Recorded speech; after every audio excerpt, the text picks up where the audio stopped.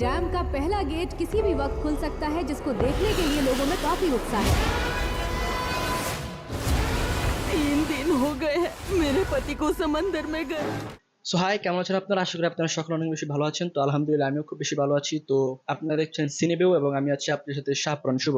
So আজকে আমরা একটা ছবি নিয়ে কথা বলবো। তো সেটা হচ্ছে যে আপনারা হয়তো জানেন 2018 সালে ভারতের কেরালায় একটি ভয়াবহ বন্যা হয় এবং সেই বন্যাকে কেন্দ্র করে হচ্ছে 2023 সালে মালায়ালামে একটি ছবি নির্মিত হয়। তো আজকে সেই ছবিটা নিয়ে আলোচনা করা হবে।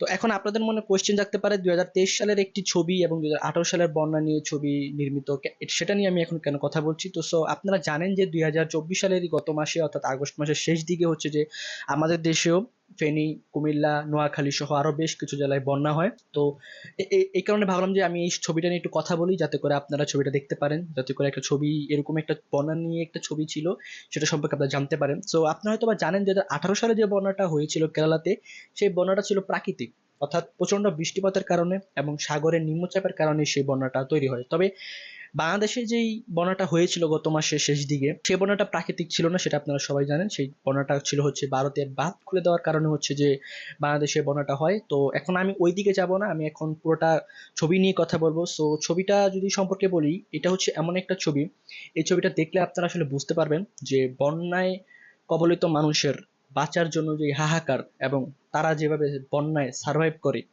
সেটা আসলে আপনারা ওই ছবিটা দেখলে বুঝতে পারবেন। আমরা দেখা গেছে যে কোনো জায়গায় বন্যা হলে হয়তোবা আমরা শহর থেকে যে সেই জিনিসটা হয়তোবা দেখতে পারি না অথবা উপলব্ধি করতে পারি, আবার অনেক সময় পারি না। কিন্তু আপনি যখন ছবিটা দেখতে পারবেন, ছবিটা পুরোটা তৈরি হয়েছে একটা বাস্তব কাহিনীকে নিয়ে। অর্থাৎ এই ছবিতে যা যা দেখানো হয়েছে ঠিক সেম সেম কাহিনীগুলো হচ্ছে যে আমাদের দেশে হয়, অর্থাৎ বন্যায় যখন হয় আমাদের দেশে অথবা বিভিন্ন দেশে, ঠিক সেই ঘটনাগুলোই হচ্ছে যে ঘটে।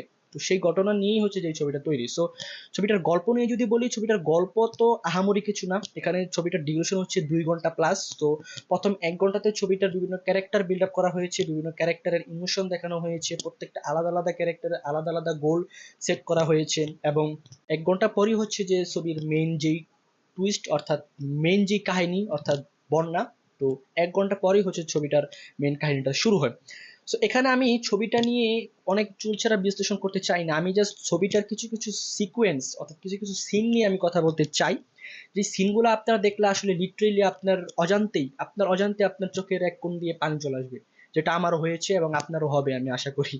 সো ছবিটাতে বেশ কিছু সিকোয়েন্স ছিল, যে সিকোয়েন্সগুলো বাস্তবের সাথে যায় আসলে। তো এখানে একটা সিকোয়েন্স আছে, সিকোয়েন্সটা হচ্ছে যে খুবই মর্মান্তিক। তো সিকোয়েন্সটা হচ্ছে যে এইরকম, ধরেন আহ, গ্রামে যখন আস্তে আস্তে পানি ঢুকে, তখন হচ্ছে যে গ্রামের মানুষগুলো পিক আপ নিয়ে হচ্ছে যে এলাকা থেকে অর্থাৎ আশ্রয় কেন্দ্রে যাচ্ছিল। তো সেখানে একজন ব্যক্তি থাকে, অন্ধ ব্যক্তি, তার ফ্যামিলি মেম্বার কেউই নেই। তো তারই বাসার সামনে যেই একটা বাসা, মানে তার বাসার সামনে যে আরো একটা বাসার যে ফ্যামিলি মেম্বাররা থাকে, তারা হচ্ছে যে পিক আপ ভাড়া করে হচ্ছে যে আপনার পিক আপের ভিতরে তাদের ফ্যামিলি মেম্বারদেরকে নিয়ে এবং হচ্ছে যে আসবাবপত্র নিয়ে তারা আশ্রয় কেন্দ্রে যায়। তো সেখানে হচ্ছে যে অন্ধ ব্যক্তিও তাদের সাথে পিক আপে করে উঠে আশ্রয় কেন্দ্রে যেতে চায়, কিন্তু সেই ব্যক্তিগুলো হচ্ছে যে তাকে ওই পিক আপে জায়গা দেয় না। তার কারণ হচ্ছে যে ওই পিক আপে তাকে জায়গা দিলে সে পর্যাপ্ত পরিমাণে আসবাবপত্র নিতে পারবে না। অর্থাৎ তার কাছে হচ্ছে যে ফার্স্ট প্রায়োরিটি হচ্ছে যে ওই আসবাবপত্রগুলো।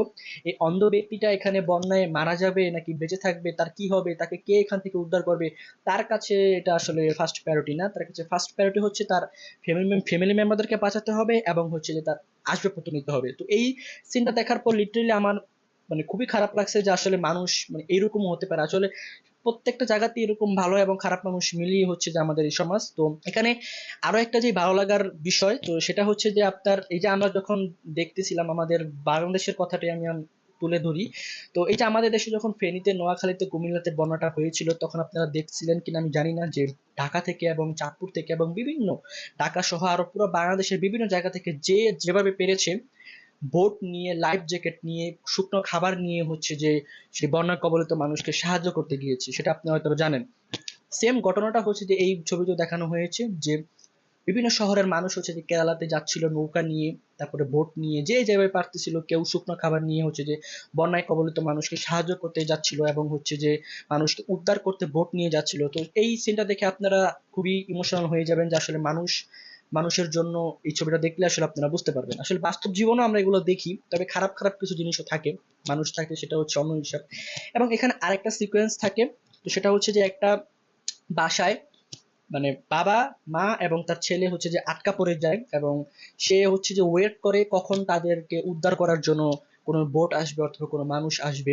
তো শেষ পর্যন্ত তাদের উদ্ধার করতে কেউ আসে না, এবং সে হচ্ছে যে যখন মানে সে বাহিরে অপেক্ষা করতেছিল যে কেউ বোট নিয়ে তাদেরকে উদ্ধার করতে আসবে, এবং তার ঘরে হচ্ছে তার ছেলে ছিল অসুস্থ, এবং অসুস্থ থাকার কারণে এখন তাকে নিয়ে তো আর এভাবে হেঁটে হেঁটে পানি দিয়ে বুক পর্যন্ত পানি হেঁটে হেঁটে যাওয়া সম্ভব না।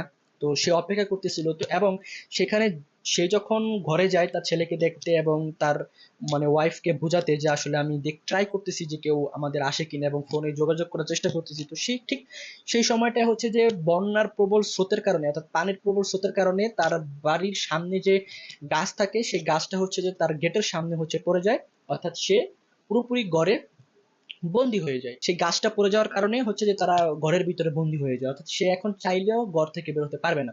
তো এরপরে আস্তে আস্তে আস্তে আস্তে পানি বাড়তে বাড়তে বাড়তে বাড়তে একটা সময় যে পুরো ঘরের চাল পর্যন্ত পানি হয়ে যায়, এবং সে খুব কষ্ট করে তার ছেলেকে এক হাতে তুলে নিয়ে হচ্ছে যে ঘরের যে উপরে টিনের ঘরে যে গ্রিল থাকে সেই গ্রিল গুলো ধরে রাখছিল। তো একটা সময় তাদের হচ্ছে যে পুরো ঘর ডুবে তাদের মুখ পর্যন্ত পানি চলে যায়। তো সেই সিকোয়েন্সটা আমার কাছে খুবই খুবই খারাপ লাগতেছিল। আসলে আমি ওয়েট করতেছিলাম যে কেউ একজন আসুক তাদেরকে উদ্ধার করতে। আসলে বাস্তবেও কিন্তু বন্যাতে এরকমটা হয়।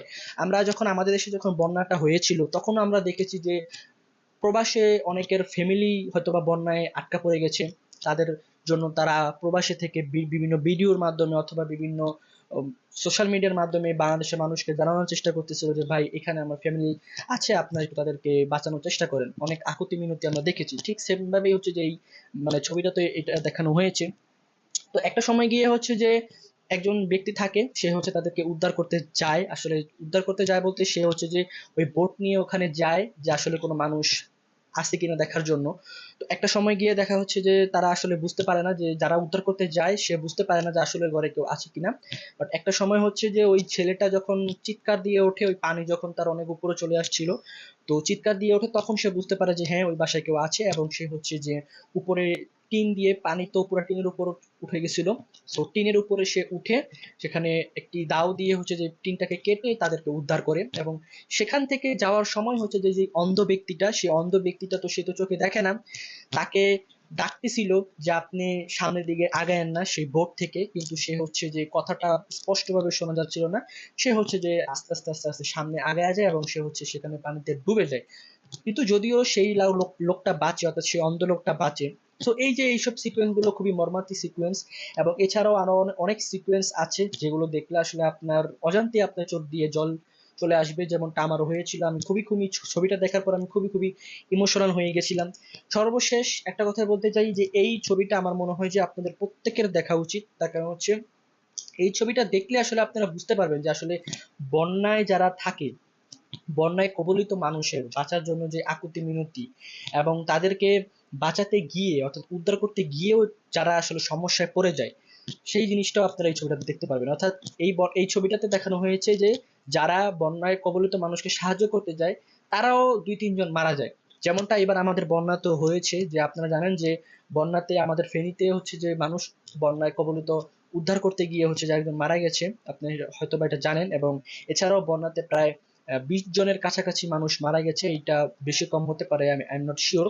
সো এই ছিল হচ্ছে যে আজকের এই ছবিটা নিয়ে। সো সর্বশেষ আমি একটা কথা বলতে চাই, এই ছবিটা আপনাদের দেখা উচিত। এই ছবিটার আইএমডিবি রেটিং হচ্ছে 8-এর উপরে। তো বুঝতে পারছেন যে ছবিটা খুবই ভালো একটা ছবি। সো ছবিটা দেখতে পারলে, এই ছবিটা নিয়ে আমি যতই বলবো ততই কম হয়ে যাবে। আপনারা জাস্ট ছবিটা দেখবেন, ছবিটা জাস্ট শেষ 1 ঘন্টা দেখবেন, তাহলে আপনারা বুঝতে পারবেন মানুষের কষ্ট। না এছাড়া আপনারা আসলে বন্যায় কবলিত মানুষের কষ্ট কোনোভাবে বুঝতে পারবেন না। সো আমি আশা করি আপনারা ছবিটা দেখবেন। তো আজকের ভিডিওটা এই পর্যন্তই, দেখা হবে নেক্সট ভিডিওতে। সেই পর্যন্ত সবাই ভালো থাকবেন, সুস্থ থাকবেন। আল্লাহ হাফেজ।